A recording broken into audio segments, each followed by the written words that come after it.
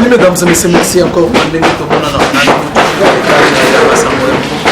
Voilà, les gens à Ouattara, Parlement de Victoire Manga, tout le solo et surtout d'aller il y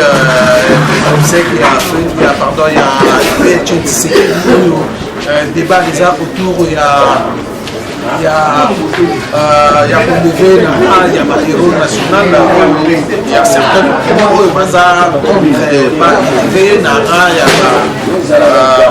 héros national parce que selon il n'a pas de critères pour élever il y a ma héros national vous avez honoré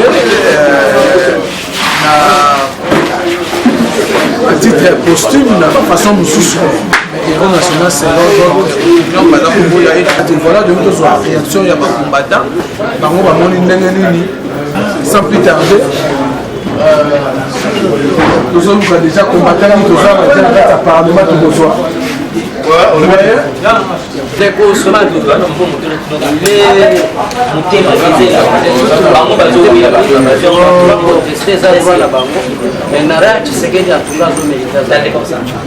na kombao ya sani hata mtu moko na monda sana kukunda na bafarushi dictateur na big beba kwei ba mususu kutu balila comprendre mon émotion ba mususu kutu ba kufa donc il mérite d'être azala déjà héros.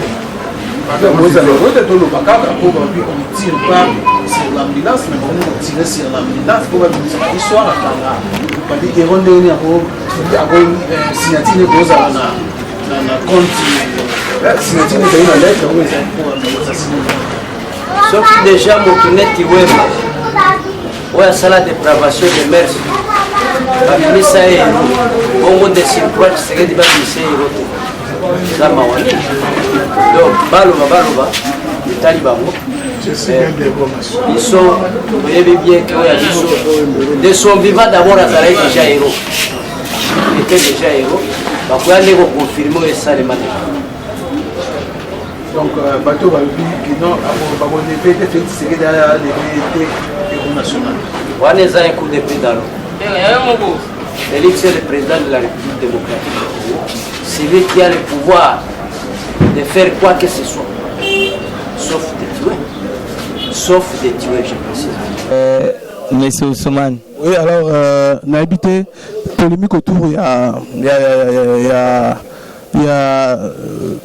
a héros national, où il a élevé Etienne Tshisekedi, contre Etienne Tshisekedi, au Moulumba.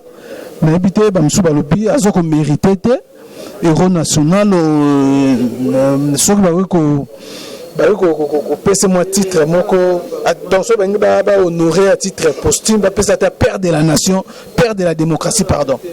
Merci pour la mutuna ndeko Soumani. Ndenge na ndi ba honorable ba tu ko répondre yo na mutuna wana. Nga nazo c'est honorable parlementaire debout. Nga merci na ndenge au clarifier makam. Ngai nazo sepela na bato bazo penser na ndenge wana parce que moni lelo ezola sa liti ya Etienne Tshisekedi mutu no sa penser librement peut à parler librement pour ngeza joie quand les gens m'ont pensé que non ngai pour ngana moni ba ko pesa ba ko commissaire roté ba ko pesa yangote c'est la lutte ya Etienne Tshisekedi dans la bêtise maboko bravo voilà énorme azo mérité bon hommage digne de son nom et c'est mon habit sangwana quand quelqu'un aime le bien micro l'équipe na chaîne nationale RTNC non ngana moni ba PCT au moni presse c'est que a comme simboka na niveau wana sikote la presse mutu wana papeti ntiseka comme simboka na mutu na ndenge wana to betele maboko te lelo mutu no sa comme il est libre ya lobby akei mais à son temps tango Etienne Tshisekedi de Mulumba abandi ko luka manière ya ko vandisa lelo po ba o bazolo ba wana ba lo bande bazolo ba lelo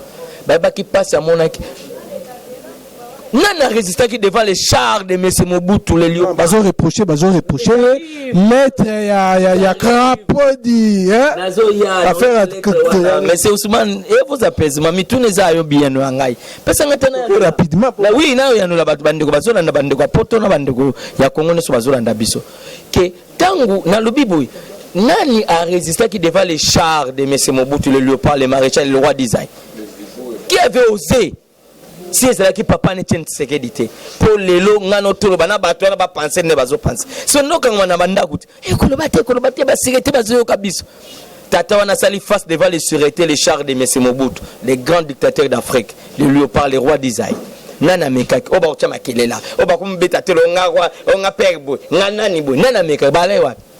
Il faut avoir beaucoup de respect na moto yo lokola papa Tshisekedi wa Mulumba tiki biso asali mission na ye ngana zo benge Moïse te ngana bi lelo même Yesu sur la croix Jésus batu bande ko la bomé okuruze bazala ke Jésus sala ki mabe so le babi na président na biso Tshisekedi na malamu no sasali na Congo pe na Afrique pe monde déjà ondima balobine ke non to preso titre wana te bako monsieur erote biso to beta maboko pour Jésus pe sur la croix ba ene bon mais Etienne Tshisekedi wa Mulumba lelo na bon moto boy c'est Jésus.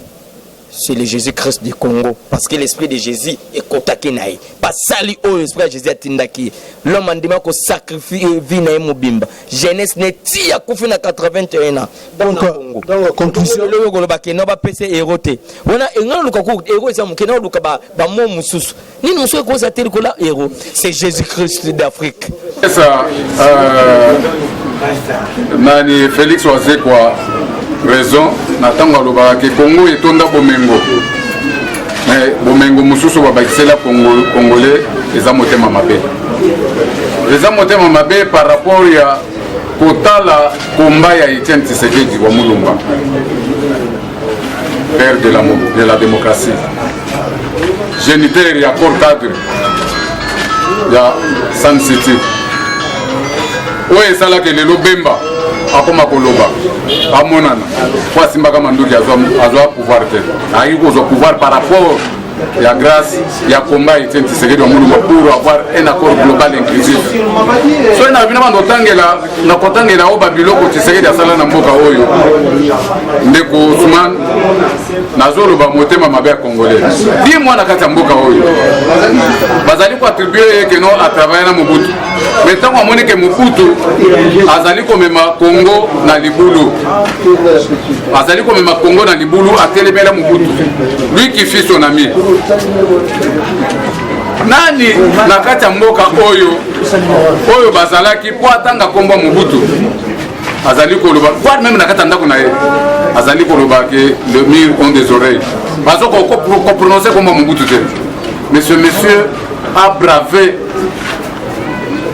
la dictature de M. Mobutu la plus féroce na kati Afrique qui pouvait tenir tête na Mobutu na kati mboka oyo Tshisekedi a tenir tête na Mobutu di Mobutu abimisima ya miso alobi comprenez mon émotion nani akokaki ko tenir tête na Mobutu qui a oublié la relégation ya Tshisekedi qui a oublié les tortures de Tshisekedi que Tshisekedi a subi na kati komba na ye qui a oublié les Angenga, les Boulou, les Luzumu, Makala, les relégations. Pour le combat, les loyaux, tous allez célébrer. Politiciens n'y sont pas la télévision pour dire que Tshisekedi a mérité titre posthume à héros national.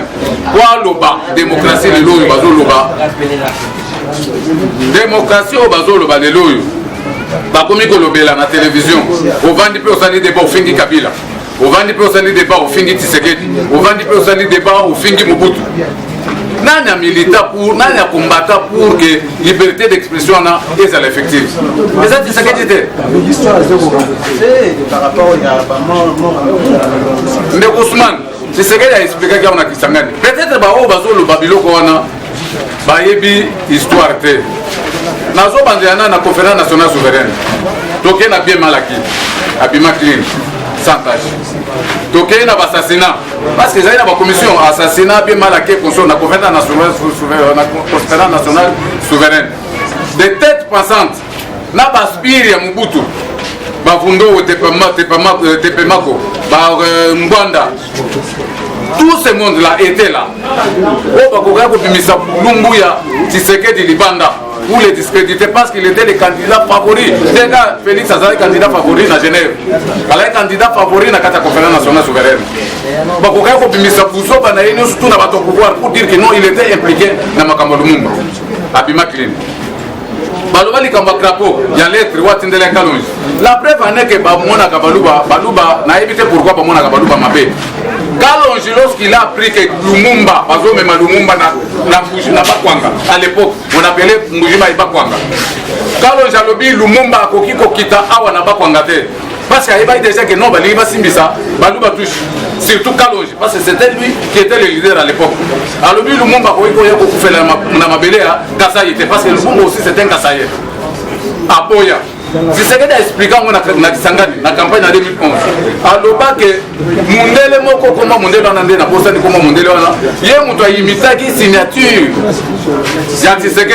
Pour dire que le crapaud a commis, entre guillemets, imagine que non, Tshisekedi a commis lettre, a commis ligne de connaître Kalonji. Pour Kalonji, je peux initier la politique, je ne sais pas entrer dans les détails. A commis les Kalonji, que non, le crapaud est dans l'avion. Maintenant, Kalonji, au lieu de recevoir le crapaud, a bomaye, mais Kalonji a boyi, le crapaud qui est dans Kassaï. Balingade, vous avez police, Tshisekedi.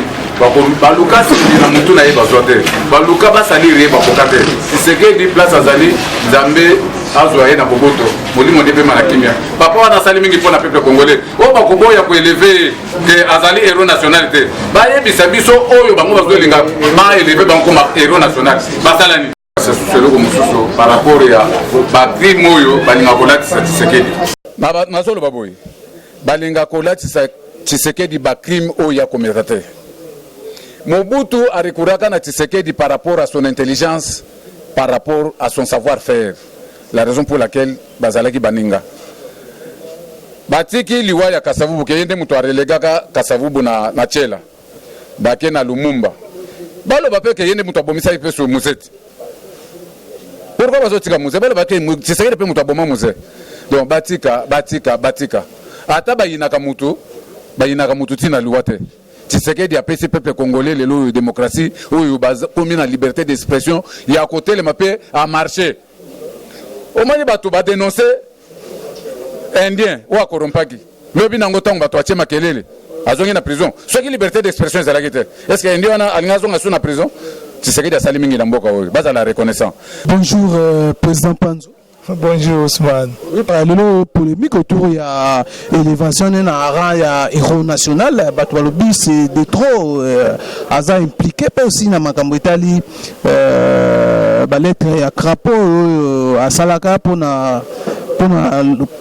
donc participer à la mort à Lumumba, mais Aza mérité qu'on soit élevé dans un rang héros national, au moins qu'on lever kaka na bataille kaka en tant que père de la démocratie. Bon, barotia père de la démocratie pour nani parce qu'il y a bomara déjà démocratie au travers de Lumumba. Il fallait pas le que non, il n'est rien. Bah élevé na rang mon côté. Et d'ailleurs moi comme chrétien je suis désolé quand on élève quelqu'un à titre posthume après sa mort, à quoi servirait cela? Parce qu'il y a un jury na yangote à sa côté na samabeli. Vous comprenez? Ce sont des titres honorifiques oyo ba pesa kana ba personnalité qui se sont distingués dans les actes par rapport à la mission auquel ils s'étaient assignés sans se compromettre. Ce qui te l'obito kende na définition exacte ya kombo ya héros Tshisekedi azalaki héros vivant. Tshisekedi a commis héros après sa mort. Azalaki héros vivant. Nazo tout na batu. Laurent Désiré Kabila a comme héros pour nanini. Pour yela biso ba Rwandais. Laurent Désiré Kabila ba élevaki na rang ya héros pour nanini pour asalaki nini na mboka oyo pour comme ikoteka diamant. Laurent Désiré Kabila héros na mboka oyo po na nini po azwaki bana moka ba Rwandais ya mike babetaka batata mikolo fimbu na libumu yango nde komisaki héros apesaki peuple congolais nini si ce n'était que la désolation. Nalingi kokota na nga na débat wana te histoire pesa betama ya Félix Tshisekedi yepe a contribué na mort ya Lumumba signature na EP et salama ya Etienne Tshisekedi yango nazo yebisa yo te na Afrique particulièrement na RDC élévation ya mutu après sa mort ils ont dépendre d'une personne à une autre. Laurent Désiré Kabila a komaki héros pour moi na naye a komaki président. OK? Wana débat ezate. Soi-disant héros. Soi-disant moine. Mais Tshisekedi mutu ako signé ordonnance wana. Malheureusement pour eux, c'est son fils. Il peut le faire même dans sa chambre. Si vous avez un azate. Ce qui va commis boma pour élever Tshisekedi nara héros, le monde entier vont l'accepter. Il est héros. Il est héros parce qu'il a combattu la dictature de Mobutu sous toutes ses formes. Jusqu'à la mort de Mobutu, arrêté combattre. Laurent Désiré Kabila a une forme mususu ya dictature na ba discipline moko ya ba socialiste russe. Tshisekedi a combattre ye ti akufi. Balo balisusu ke Tshisekedi mutabomaki Laurent Désiré Kabila. Po bazolo ba ke yende muta contribuaki pona mukuna a contribuaki. Mais balo ba ke ya bomaki. Mais lelo oyo Félix Tshilombo Tshisekedi akuza président de la République. Mutako kanga ye pour signer ordonnance wana azate n'en déplaise na batu ya kolala oyo bazokanisa parce que lobby Tshisekedi azaki modèle na bango nde batu baza na lignée ya Tshisekedi lelo pour que ba élever Tshisekedi na raya héros ba changer ba lobby te ba kotia héros te ba tia père ya démocratie. Eza mawa mingi toza banani na mboka oyo yango na lobi ke débat wana eza débat ya caniveau ndenge Félix Tshisekedi alobaka eza débat ya caniveau tokokota nango te parce que asa komi aza déjà héros. Or biso na IDPS tozalaki kobenga ye héros vivant aza vivant to benga ye déjà héros. Bon si ko lelo mais contester pas na c'est de leur droit ngape na contester IDPS ngape na contester ya Laurent Désiré Kabila et ça la gani ya Lumumba kutu na lingana nga ngote